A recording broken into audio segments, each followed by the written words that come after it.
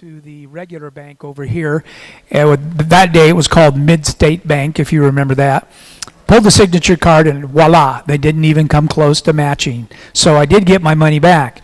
But I've also been hit for $1,200, $200 a piece in Target gift cards, which I don't know how they pulled that one off, but they did. And I did get my money back on that. But the trend right now that's kind of scary is the bank is not refunding your money. They try to flip it on you and say this is your fault. And if you do get it, yeah. So be careful and listen careful. Paul's going to give us some good words of advice. He's an attorney. He's the man that helped us out so much in our lawsuit that we had, and we're so appreciative, Paul, of your measured and your wisdom and your understanding. What you've been able to do for us as a church is great. And he's good, but the real star of the family is Pam back there, and we love her. So let me pray. Father in heaven, thank you for the day today again. And as we learn something that is practical today, because we want to be good stewards, we want to honor you. May we learn and may we grow through this experience. And for those who have been taken advantage of, Lord, who may never get their money back, we do know this, that in the end day, you'll make every wrong right. Every injustice will be made right. And so we trust in you for that. A blessing on Paul as he shares with us. We ask it in Jesus' name. Amen. Amen. Thank you. I hope, can you all hear me? Okay, this is the first time I've ever worn one of these. And I was telling Dale beforehand the dangers of these. As you talk, you don't realize it's on. And I was in federal court up in San Francisco once, which was a magnificent courtroom, beautiful place. And all the sounds are amplified. And there was an argument of a case ahead of me. The case ended, and before they took our case, the judge turned to his clerk and said, "That is the dumbest attorney I've ever seen in my life." That went out through the entire courtroom. And so, got to be careful with these things. I'll tell my little scam story, although I did get my money back. It was, Pam knows I'm a fanatic about checking our bank account several times a day. And I looked at it one day, and I got charged $8.74 for a soda drink of some kind back at Trump Towers in New York. And on the same day, at about the same time, I got charged $5.40 for a place called Steak and Shake in Dallas, Texas. Yeah, so it was about $15-20. I can live with that, I suppose, but I didn't want to pay it. So I called up. I actually had to go through an interview with Steak and Shake. They didn't believe me. I'd never been in Dallas, Texas in my life. I had to go through the interview before they would give me back my money, but I got it. And the Trump Tower gave me back my $8 for the drink I never had. So it's out there, folks. I was thinking about a way to start this off today. What I want to do is give you some practical ideas. It's a huge area. We can't cover it all the time we've got. But give you some practical ideas about what's out there, what to look for when you get approached by someone to do, to take your money. That's what they're out there for, is take your money. And I also want to let you know that if you have a problem, we're going to cover general topics. Make sure that if you have a specific problem, you talk to somebody about it, your financial advisor or someone who's conversant in the area to help you with the problem so that you get good advice and you can get it solved as quickly as possible, because it's not easy getting your money back. I want to be right up front with you. No matter how badly you've been scammed, no matter how easily you think it might be, it is a nightmare, and that's the best word for it, nightmare, to get your money back. And I thought I would start off today by one thing. In all of my research, I thought I'd be talking about things like internet and phone and that sort of stuff. We've all heard of something called artificial intelligence, haven't we? Now, we can all make the joke and say in this day and age, almost all intelligence is artificial, right? But this is artificial intelligence, and apparently has some good uses in medicine, in business, and things like that. Well, let me tell you what I came across, and I wanted to sort of start off with this because it shows you what we're dealing with.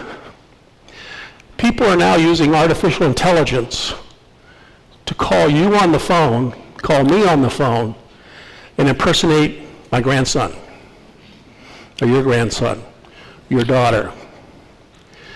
It's happening. Or they will impersonate a celebrity, and they'll say, hi, this is, and trust me, I can read People magazine and not know anybody. It's like a celebrity. Who's a celebrity? Pick a celebrity. Taylor Swift. I remember that name. Hi, this is Taylor Swift. I've got a special charity for you. It helps the poor children of Knoxville, Tennessee. We would like you to contribute. Please give me your number. And somebody's coming on the line to take your number, your credit card number, and thank you for your generous donation. It's not Taylor Swift. It's artificial intelligence. They get your voice. They get your grandson's voice. They got Taylor Swift's voice all over. They get it. They reproduce it. They call you, and you think it's a legitimate charity. You think it's your grandson or whatever. That's what's out there. That's how far this is advanced. So Pam and I talked about this. I think what we're going to do, and it's a small step, we're going to talk to our grandkids because they're getting to be that age where they're going to be out doing things in life away from their mom.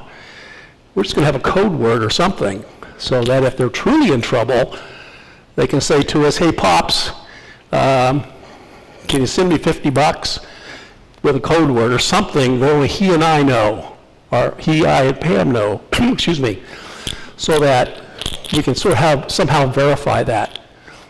Because otherwise, I'm going to get that artificial voice, hey, Pops, can you, I don't know if you do it by Telegram anymore, or Western Union, but can you send by Venmo or Zelle, I think it is the other one, can you send it to us? And all of a sudden, you're wiped out. That's just a start. I'll get to the question in just a moment.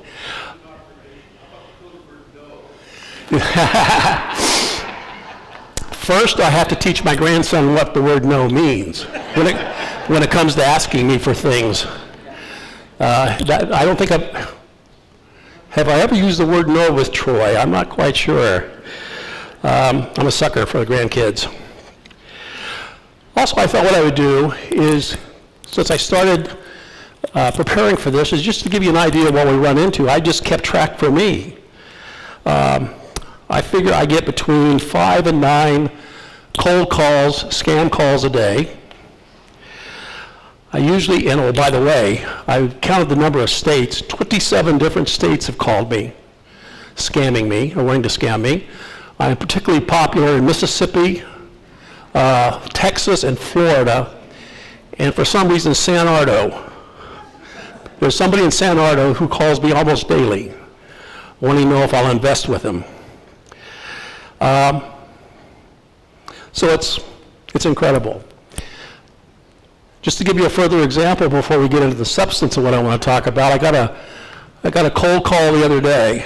I kept it on my message, on my voice message, and I was working away, minding my own business, looked down at my cell phone. I had a call from Syracuse, New York. The only person I've ever met from Syracuse was an old law partner of mine, so I knew it was a cold call. I let it go to voicemail. I didn't listen to the voicemail. The most charming, delightful, young female voice I've ever heard came on. It said, Paul, I'm so sorry I missed all your calls, but I did go through all of your paperwork and you're eligible for a loan. Now, I want to make it up to you for not getting to you quicker, so we have a special rate today. So call me, and I'll take down all of your information. We'll finalize the paperwork, and the check will be in your bank account. We'll wire it by the end of the week. That's what I got. And I wish I could say I was the only one that got that, but I'm sure that went out through people all across the country. That's the kind of stuff that's out there. The other day, and this is, I'm giving you these examples, these little anecdotes, because it just flavors what we're going to talk about. I was looking at my phone the other day, and I got a text message, and the text message was addressed to my first wife, Nancy, who passed away 12 years ago. They wanted all of her information.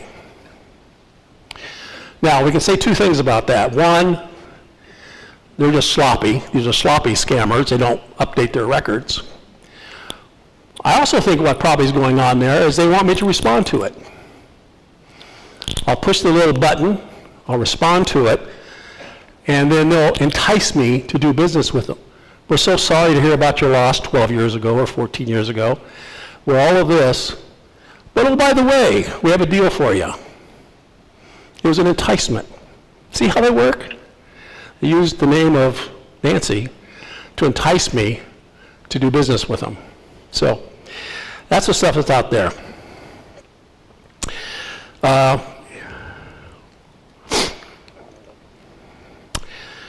I think I really want to start off by talking about the emotions of being scammed. Now that may seem like a strange thing to talk about, but it's important because the scammer's biggest weapon, in my opinion, or second biggest weapon, the first biggest weapon is technology. The second biggest weapon is the emotions of the moment. They get you on the phone, and immediately they're starting to play with your emotions. How do they do it? They do it by making you rush, pressuring you, threatening you. You're going to lose your Social Security. You're going to lose your Medicare. Your house is going to be foreclosed upon. Scare tactics. We need an answer today. This is the IRS. We're going to foreclose on your house and put a lien on all your property if you don't respond to us by the end of the day. Pressure, pressure, pressure. If you say to them, I want to talk to my daughter, I want to talk to my son, I want to talk to my lawyer, I want to talk to my accountant, oh no, you can't do that. We don't have the time for all that. Let me just, as a general rule, if you ever feel you're in a conversation and you're being pressured to act, don't do it. Don't do it. You know, there's just no reason, and there's no situation where you have to act that fast and cannot get help, you cannot think about it before you make a decision. So it's the pressure to act fast. I was reading some stuff online and in some guidebooks that are put out by consumer groups. The number one thing they caution is the fear and the time pressure that are going to be put upon you with a scammer. So be alert of that. You know, it's okay to hang up. You know, I think we all in this room, I think I'm speaking for most of us, all come from a generation where, you know, we were ladies and gentlemen. We were taught not to hang up. We were taught to be nice people, right? And even if the person is not a nice person, still, we were taught to be nice people. Well, I want to phrase this as nicely as possible, but they're not all nice out there in this world anymore, if they ever were. I really, if you take nothing else out of today, and especially those of you who are living alone or, you know, don't have family near you or whatever, hanging up is a perfectly good option. You can always apologize later. You know, if it's legit, you can always apologize later. So have that ability to hang up, because so many sources I read today in preparation for today said the scammer is banking on one thing, and that is you will not hang up on them. You'll continue to talk. There was even one little suggestion which I want to pass along that I thought was a pretty good suggestion, especially for people of our generation where we were taught to be nice. Have a little script. Have a little something by your phone.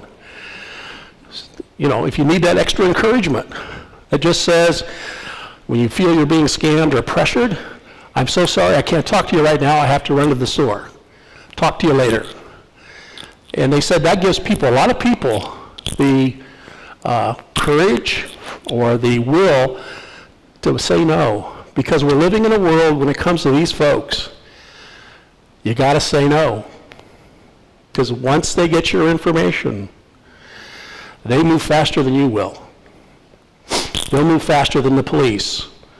They'll move faster than any regulatory agency. And by the end of the day, your bank account will be wiped out. It'll be gone. So I think that's a good little suggestion. If you have trouble saying no or hanging up, I prefer the hang up theory myself, but that's practicing law too many years where you sort of like to hang up on people. Fear. You're pressured and you're made fearful. It's shameful. In my view, it's shameful what they're doing out there. And once again, I'm talking to a group that, my age group, we're all, as I look around the room, most of us, many of us are, Social Security, Medicare age, or approaching that, right? And what do they play on? The number one thing is fear. Hi, I'm from the IRS. Hi, I'm from Social Security. Hi, I'm from Medicare. Now, I looked at the websites for all three of those agencies in detail, and they all make one point crystal clear. They don't call you. They will not call you. If they call you, it's a fraud. And I'll say that without any reservation. If you pick up the phone this afternoon and somebody says, hi, I hate to bother you on a long weekend on a Sunday, but I just wanted to let you know this is an emergency. You need to get into your Social Security account. Give me your password, give me your information, give me your Social Security number so I can save you today. You can take it to the bank, no pun intended. That's a fraud. That's an absolute fraud. They will not contact you by phone. You may get letters. If there's a true problem, you may get letters from all three of those agencies, but you will not be contacted by phone. And it breaks my heart. I've had clients over the years who've called me on the phone and say, Paul, I think I made a mistake. What happened? Well, I got this call, and it's about my Medicare, or it's about my Social Security. Usually Social Security is the number one. It's about my Social Security. And they needed all my information. And I got to thinking about it, and I think I may have made a mistake. And of course, the best thing I could do is say, you get down to the Social Security office immediately. Call them on the phone, tell them you're coming, get down there, straighten it out, because they probably have already tapped into your account. They won't call you. It's that great, what was that, Ronald Reagan's line, that the most frightening words in the entire English language are, hi, I'm from the IRS and I'm here to help you. Okay, hi, I'm from Social Security, I'm here to help you. Those are frightening too. So, fear, pressure. Fear and pressure, and they are good at it. It's just like that bubbly young woman that called me on the phone and left the voice message for me and told me how much she wanted to help me get that loan, get that money. As soon as I put up any resistance, if I called her back, as soon as I put up any resistance to her, she was going to turn on me. You got to do it today, Paul. We don't have time. I have a limited amount of money to give out. You got to do it. Interest rates are changing. You got to do it. It's going to be gone. Fear and pressure. Watch them. Now I want to talk to something before we get into some pointers. And I'm spending time on this because I think it's important for all of us. I'm speaking to myself. I've practiced law now 48 years, and I've seen just about everything that humanity can throw out there. I've seen it all. But I have to think in terms of somebody putting pressure on me, fear. We all have those emotions. So I think it's important to think about these things. After you've been scammed, let's jump ahead. What do you feel? Well, embarrassment, anger, depression, vulnerability, guilt, right? What does that make us do? I know what it makes me do when I'm embarrassed, or when I'm angry, when I'm depressed, when I'm down a little bit, when I'm vulnerable. I know what it makes me do. It makes me do nothing, right? The scammers bank on that. They are hoping that once they get your bank account, or once they get into your Social Security account, or once they get your credit card numbers, and you find out that you've been taken, you won't do anything. Because remember what we're working in here. We're working in a world of time. Time is crucial. We all know in the computer age, I mean, I can do a text right now and it could be sent to my grandson, who I will learn to say no to, I promise. It will be sent to my grandson. It'll happen in 5 seconds maybe. I don't know how long it takes, but quick. Time is essential.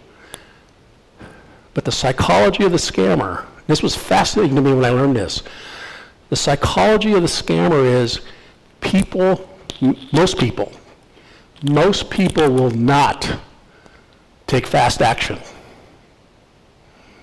And the sad thing is, at some point, maybe 2 weeks later, 3 weeks later, somebody will say to their son, their daughter, their best friend, their lawyer, their accountant, their banker, oh gosh, by the way, 2 weeks ago, somebody called me wanted my information. I gave it to them. It's too late. Then you're off on that chase, trying to chase your money down.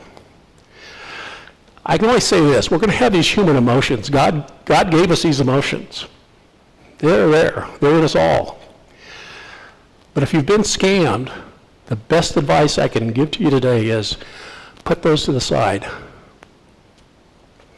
There's plenty of time later to feel embarrassment or guilt, anger, depression. You've got a lot of time for that. But the first thing you want to do is take action. Because the longer you take, you're playing into the hands of those folks who have taken your money. Because that money is going to be long gone. You hear about these stories where somebody is scammed $100,000, big amount of money, and all of a sudden that money's where? It's gone to Asia. It's gone to Europe. It's gone someplace. It's gone. It's gone. And if you take nothing out of today other than that is, don't let those emotions get you down. Don't give in to the fear and the need to act fast. Never give in to that. But if you do get scammed, remember, you got to take quick action. You got to move. And don't feel guilty. You've got plenty of time in this world to be guilty, if that's where you want to feel. But don't do it right away. Okay. It's kind of interesting. In all of the stuff I've researched in preparation for today, it came down to 5 things to look for in a transaction to see if you're being scammed. Phone call, internet, whatever it happens to be. And they all begin with the letter P, which I love because that's a good teaching aid, right? They all begin with the letter P. And all of the experts, Consumer Reports and all the great consumer groups, AARP, they all say these are the 5 points to be aware of. So let's go through them. First is the contact, and I'll just say contact, whether it's phone, email, whatever it happens to be. The contact will pretend, that's the first P word, pretend to be somebody from an agency, the government, or a business. They're putting on an act. So they're going to pretend. Hi, I'm Paul. I'm from Chase, Visa, MasterCard, or whatever it happens to be. We got to talk about your account because we've had a bad situation happen. Why don't you just give me your account number, the security code, the date of expiration, your address, and oh, by the way, the answers to your security questions I also need. Okay? Well, give that to me right now, and I can save them from taking any more money out of your account. Okay. They're pretending to be somebody. Like I said earlier, Nobody from the IRS, Social Security, or Medicare is going to call you unless you've called them and asked for a return call, obviously. You know, if you want to check on Social Security, they call you back from the office over in San Luis. I understand that. But they're going to pretend to be somebody. You know, a good little tip, it's really a good one. I get a call from the Visa card people. Hey, Paul, I got a problem. Give me all this info. Say to them, thank you. I'll call you back. I'm going to check my Visa people. Call the issuing bank of the Visa card. Call your, because mine, I think, get issued through a bank. Call them. This is Paul. I just got a call from Visa asking. In other words, don't succumb to the pressure. Don't give in. Get on the phone to the person who issued the card, or get on the phone to the Social Security office, or get on the phone to the Medicare people, and check it out. Because they're going to pretend to be those people. And if those people aren't who they are, you're going to find out right away. Pam had a situation yesterday, and I don't think she won't mind me telling you because it's a good teaching situation. We're members of Amazon, as I think most of the world is. That's why Jeff Bezos is the richest man in the world. But and she got an email yesterday saying that her account, excuse me, her Amazon account had been hacked. And they were going to shut it down. Well, shutting down Amazon that's a crime. That's a crime in America, isn't it? We use it so much. Well, we looked at the email that came, and it was interesting. It showed the recipients. All the recipients' email addresses were either Pam or Pamela. There were like 15 of them. And the email address was AT&T.net. And then you looked at the logo for Amazon, and it was slightly off. Okay? So right away you knew it was fake.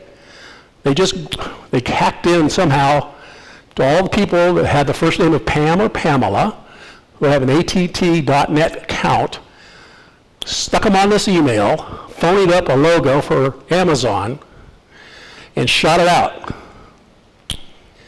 How many people responded to that named Pam or Pamela? I bet you a fair number. Because it said, just click this button and give us access to your account, and we'll clear it up for you, and you won't be canceled. Okay. That's out there. I'm one of the dinosaurs in the world. I still have my email address with AOL. Yes, you can laugh. I'm in a few. Very few people have AOL anymore, but I do. At least once a week, I will get an email from AOL shutting me down. Now, I know they're fake because when I look at the logo on the email, it is AO, and then it has an exclamation mark, L. That ain't AOL's logo. And so when you get those sort of things, look them over carefully. Look them over. You'll probably be able to spot something in the logo on the email or in how it's addressed. If it says recipients, I got this one the other day. And I'm getting this a lot now. A client I had 15 years ago up in Monterey County, and did some work for her. Everything turned out fine. I got an email from her. Hey, these photos will be interesting to look at. Click on here. Well, first of all, I hadn't heard from this person in a decade and a half. I'm suspicious right there. Secondly, the to line where it says who it's being sent to, undisclosed recipients. Undisclosed recipients. I didn't click on it. No.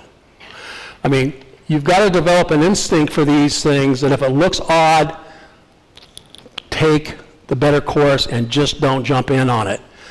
I was talking to somebody the other day, and they're getting really clever with my profession because my information is public. If you go to the state bar, you can punch up my barcode. You can get my phone number, you can get my email address, you get all that sort of stuff, and you can see I'm an active lawyer in California. So I occasionally get that email that starts off by saying, we are in need of an attorney. We have a multi-million-dollar personal injury case. We want you to be the attorney. It's in San Luis Obispo. If you will send us or wire to us, or better yet, give us access to your bank account, we will copy the file for a mere $10,000 or $7,500, send you the file, and you can become attorney of record and make all this glorious money. Well, what is that? That's a fake. Of course it is.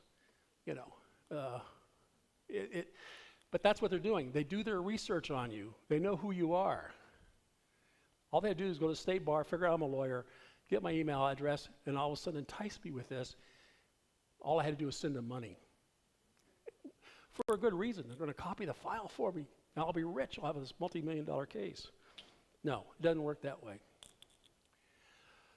Another scam that I want you to be aware of, too, is somebody pretending, remember back on the word P, pretending, sending you a letter in the mail. I've had 2 clients within the last 2 weeks bring this to my attention. You get a letter in the mail. You've just done some business. In one case, we had recorded a deed for a client, putting some property into a trust. And in the other case, we had done some business with the County of Monterey on a land deal.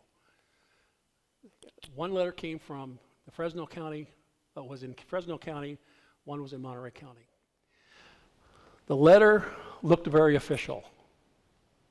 Okay, very official. Down in the corner, if you looked real closely, was a little box that I had to put these on and get out the magnifying glass to really read, to be quite honest. But it said, this is not a government document. But my client was in a panic. Why? Because she opened the letter, in both cases, and it said, your property is not properly recorded with the county. We will do all the checking and get all the documents for you. We'll make sure everything's done correctly. All you have to do is send us, I think in one case it was $350, another case was, I don't know, $250, something like that. Total fraud. Total fraud. The cost of the copy they were going to get to this client was about $7. Call up the county recorder, $7, you got what they were going to promise for $250 or $350. But they were in a panic because they got this letter, and it appeared to be official.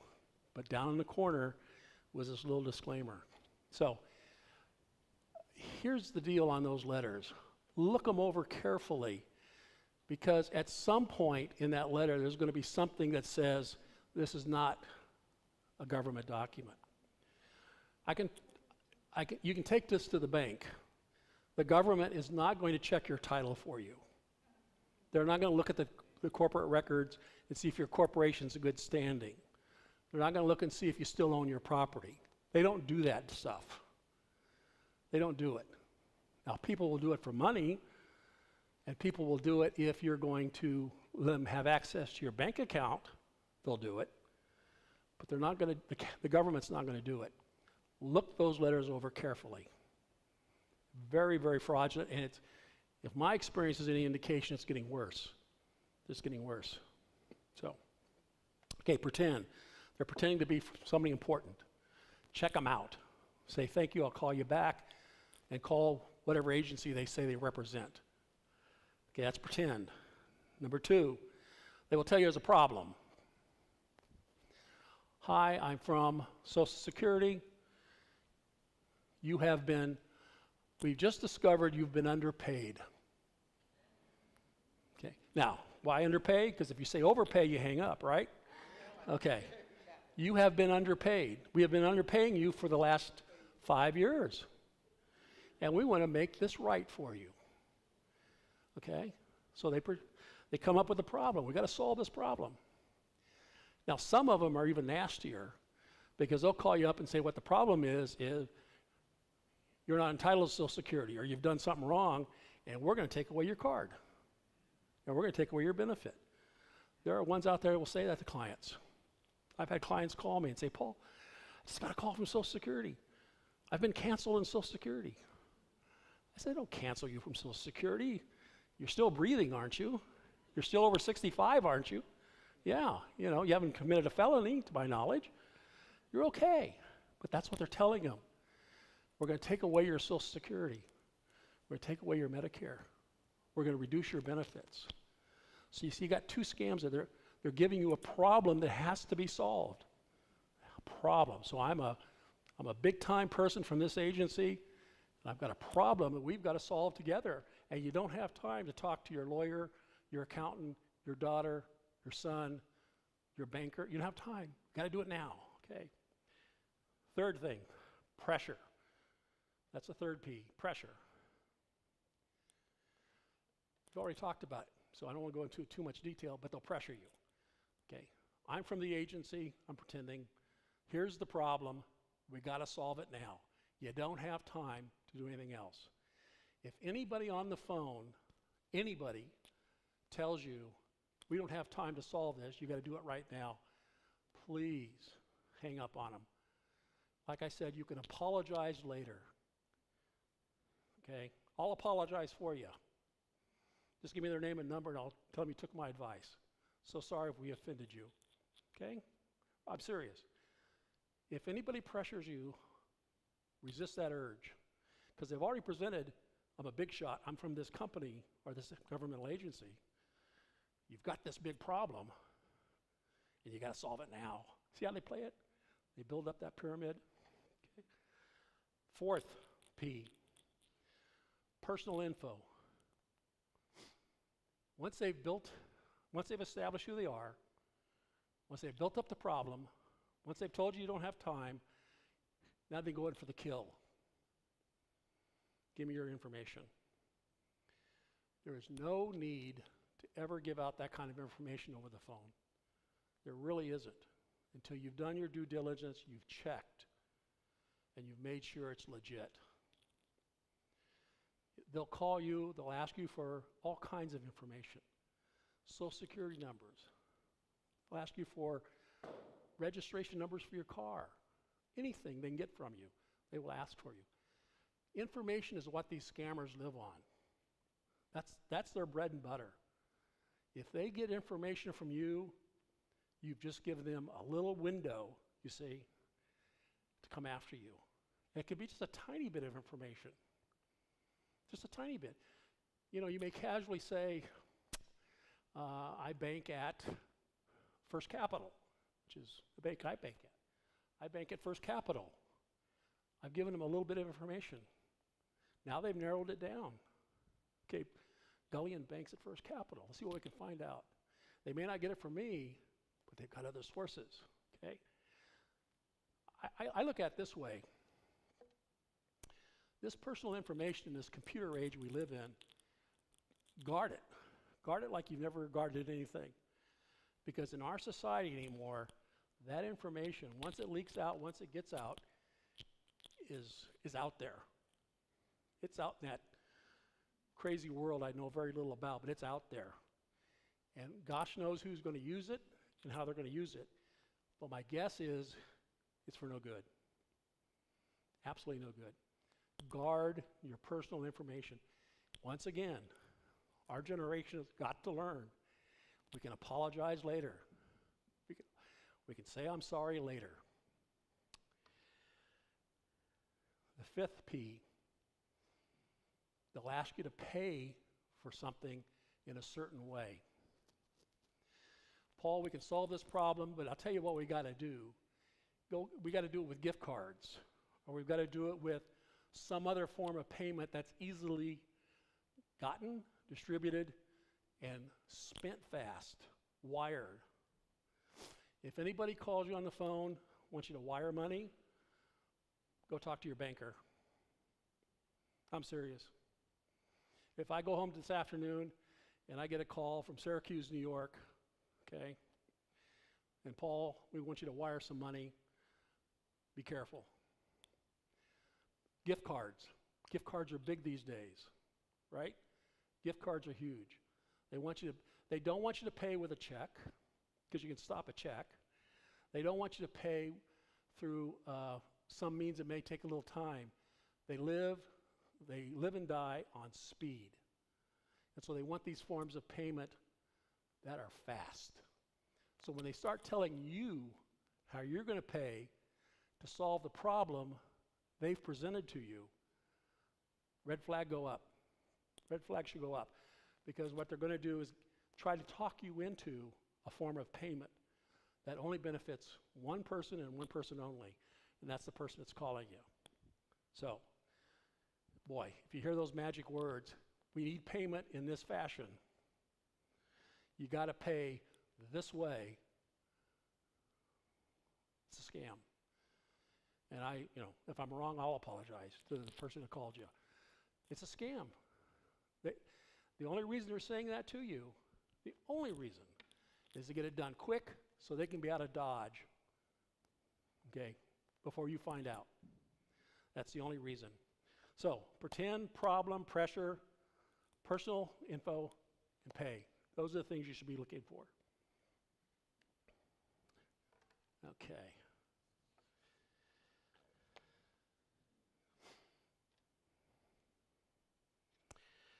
And I've sort of mentioned this already, but I think I sort of mentioned it in passing. Anytime you're on the phone with one of these folks, or you get an email with one of these folks, or they engage you somehow, and in some fashion they're demanding secrecy. Now, demand's too strong a word. They're suggesting secrecy. Or they're suggesting you don't, really talk to other people about what we're doing here to solve your problem. I had a client once call and say, "Gee, Paul, they told me it was just between the two of us. I shouldn't tell anybody because I'd be embarrassed." They were looking out for me because they didn't want me to be embarrassed.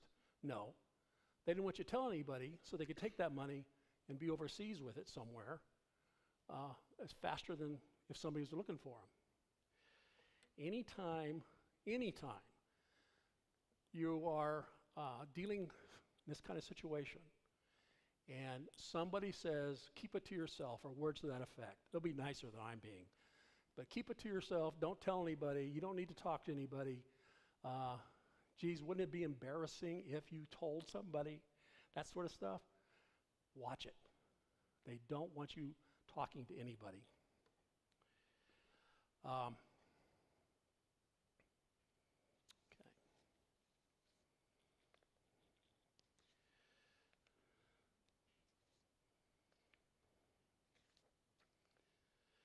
Now,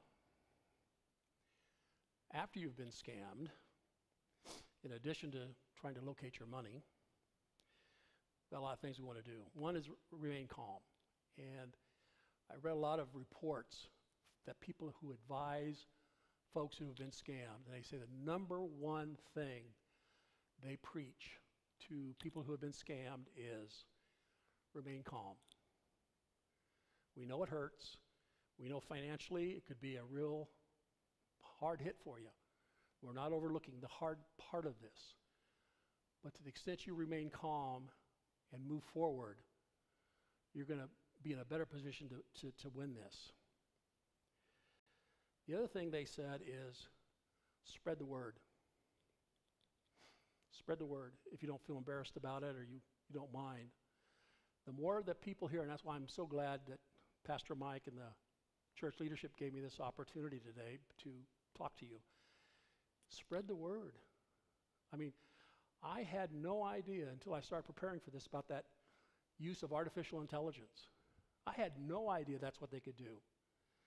None. So you got to spread the information. You got to really let it out there. Talk to your friends over coffee or a Bible study or whatever and say, "Hey, I had this call the other day and they asked me for this, so be on the lookout." That's, the only way we can legitimately stop this is for us as a community to take care of each other, to watch out for each other, and to help each other. And I can tell you right now, the government is overburdened on many levels. They don't have the resources. A lot of these agencies don't work. They don't work. They're designed to help us. Folks, it's going to come down to us. It's going to come down to us talking to each other. Okay, having said all this, I'm gonna leave you with, I can answer any questions. I think we have to break it 10 till so you can all either go to service or go home if you've already been to service. You know, we all think this is a new thing, don't we? Well, the only thing that's new about it is it's faster, it's easier because of technology. Technology has changed our lives, whether you're a teenager or you're my age. It's changed our lives. And I came across this quote. Quote, "Fraud and deceit abound these days more than in former times." That sounds right, doesn't it? That's a quote from one of the great judges in English history, Sir Edward Coke, in 1602.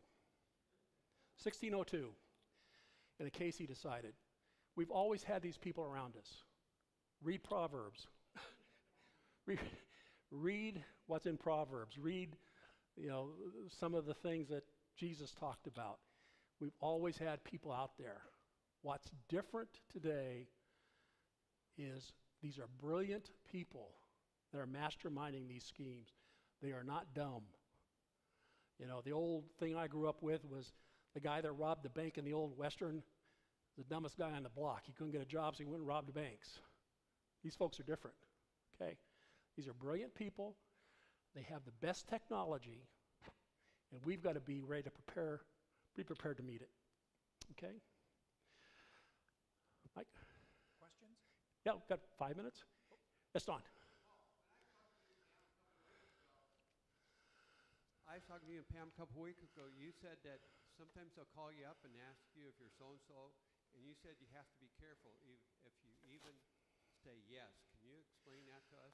Yeah, thank you for mentioning that. That's a very good point. As part of this artificial intelligence, they need a snippet of your voice. So I'll get a phone call, and it'll say, "Hi, is this Paul Gullion?" "Yes." "Can I talk to you?" "Yes." "Is it okay, such and such?" "Yes." Or they'll ask me, and they'll engage me in a conversation. And they'll get my voice recorded. And then as I understand it, and I go to my granddaughter for my tech issues, so I'm very bad on this. But as I understand it, they could take that snippet that they've got of your voice, and they will do the artificial intelligence replication of that voice. And that's how they get your voice. And it's scary. I have a practice in my business and in my private life. I don't have a landline. I've only got a cell phone. If I get a call and the identity is not someone I know, I don't answer it. I let it go to voicemail. If it goes to voicemail and they don't leave a message, I block it. If it has a message, I listen to it, and then I get my friend from Syracuse, okay? But I block her then at that point. I'm just, you know, they're going to, that's out there, Don. I'm glad you brought that point up, because that's how they get our voices. I mean, Taylor Swift is easy to get, okay? Me, Don, Pastor Mike, they got to get our voices somehow. That's how they would get us, just call you on the phone and engage you in conversation. So, thank you for bringing that up. Who else? The more you use electronic stuff to move money, the more vulnerable you become. Personally, I have money in several bank accounts, and none of it is electronic. I demand that they send me a paper statement to a P.O. box so it can't even be ripped off my front porch, and I pay all my bills with a check. Now, somebody could stop a postal truck, grab a bag of mail, and try and grab my check. What's the likelihood of that compared to somebody getting on a computer and stealing stuff? Your computer at home can be hacked into. Yep. The servers between you, your computer, and the bank can be hacked into. Periodically, those things need maintenance. All the technicians can put bugs on them. The more you do stuff electronically, you checked your bank account online, you said, danger, danger, danger. Go down there or have them send you a written statement. Get away from online stuff. Yeah, the more you use technology, it's a fact of our lives. The more you use technology, the more you're exposing yourself, because that's the world they live in. That's absolutely the world they live in. Now, I plead guilty. I do most of mine online because the closest branch I have to a bank that I bank at is San Luis Obispo or Salinas. And I don't feel like going there to deposit checks. Is that an excuse or a reason? Whatever. One thing, if you do bank online, passwords, it is essential. If you do anything with a password, make it a difficult password and change it often. Change it often. And, you know, protect yourself the best you can. Yeah, it's a danger. That's all I can say. You're right. If you use Google, like I do Google Chrome, there's a feature on there for password check verification, and it will tell you security breaches that have happened Right. and passwords that are vulnerable. So I use that often to switch them around. Yeah, I'm terrible with passwords. I don't have the imagination for it. And so I end up with pets' names, which is not good. Don't do that. Oh, before I get to your question, if I can, with security questions, I learned something about security questions. When you set up an account, they'll ask you a series of questions. Where were you born? What was your father's middle name? They're saying that these folks, for instance, if my security question is, where were you born? And I say Long Beach, California. If they're out to get me, they'll check and find out where old Paul was born. It's easy to do. So they know the answer to my security question. They'll find out. So they always, this one site, I thought was really brilliant, said, they called it salting your security question. Change it, instead of Long Beach, California, say, Long Beach, Oklahoma, or something crazy, that they can't just guess at or do research on to get. So salting your security answers is good. Well, we were just involved in one of these situations, but we wrote a check. I wrote a check to my granddaughter, sent it to her in the mail for $100, and it was stolen, probably off the porch, and it was washed. Mm-hmm. And the check was made out to, my signature was still on it, but they washed everything else, and they put the one, they made it into a 9, and they put a 2 in front of it. So $2,900 came out of our account, and it took 3 months for us to get it back. We did get it back, but the check is not always the best thing either. It's like it's all over the place. It just doesn't matter. We had, I don't know if you mailed the check here Yes. in Paso, Yes. at the drive-through, No, went inside? went inside. Okay. What I was going to say is in Cambria, which was where I live, and here in Paso, I know they had incidences where people at the drive-through mailbox were going with little gadgets and pulling out mail. Oh, no, this one priority mail. And what they were doing is doing exactly what you said. They were fine. I paid somebody. They were taking the check and they were washing it, I think is the phrase, and turning it into a different amount. It didn't happen to me, but I've sort of now, I go inside and drop it in the mailbox inside. But, yep. Wow. So there's a lot of more questions, I'm sure there are, and if you want to ask some people some questions in a little bit after we have to dismiss. Great. But a helpful topic, isn't it? A real blessing, yeah. Just one thing, Greg Peterson, could you come up here for just a minute? I just know there's so many ways that we can be taken advantage of, and it really hurts and it's embarrassing when it does happen. And I just counted in the last 2 weeks, I've had like 43 different phone calls, spam calls, where they call you, and usually it's we're with Medicare or something like that, and they're trying to get your information. Right. So just church-wise, if we could tell everybody here where we are with our solar right now. Well, fortunately, all of our paperwork has been turned back into the city, and hopefully for the last time. Getting the engineering from mistakes that were made the first time, the time frame was astronomical. But all that paperwork's been put together. It went into the city 2 weeks ago, day before yesterday. So we're just waiting to hear from the city. And I emailed Brian at the City of Paso Robles Thursday. I didn't hear from him on Friday. I'll call him on Tuesday. Yeah, the difficulty you have is with the COVID, now that even the COVID's over, so you can't really go into some of the city offices and have a conversation with somebody over the desk. It's usually email or something. But would you do me a favor? Would you please pray?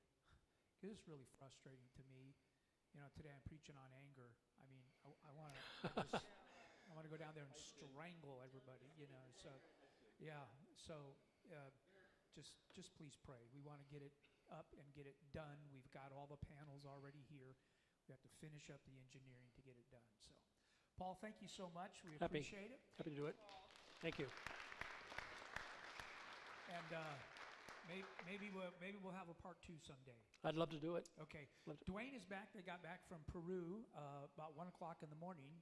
And so he's come here, and Dr. Frankel's at home resting, but the crew had a wonderful time, and I'm sure we'll hear from them Great. next week sometime. Okay. God bless you. Have a great day, and church is going to start in about 5.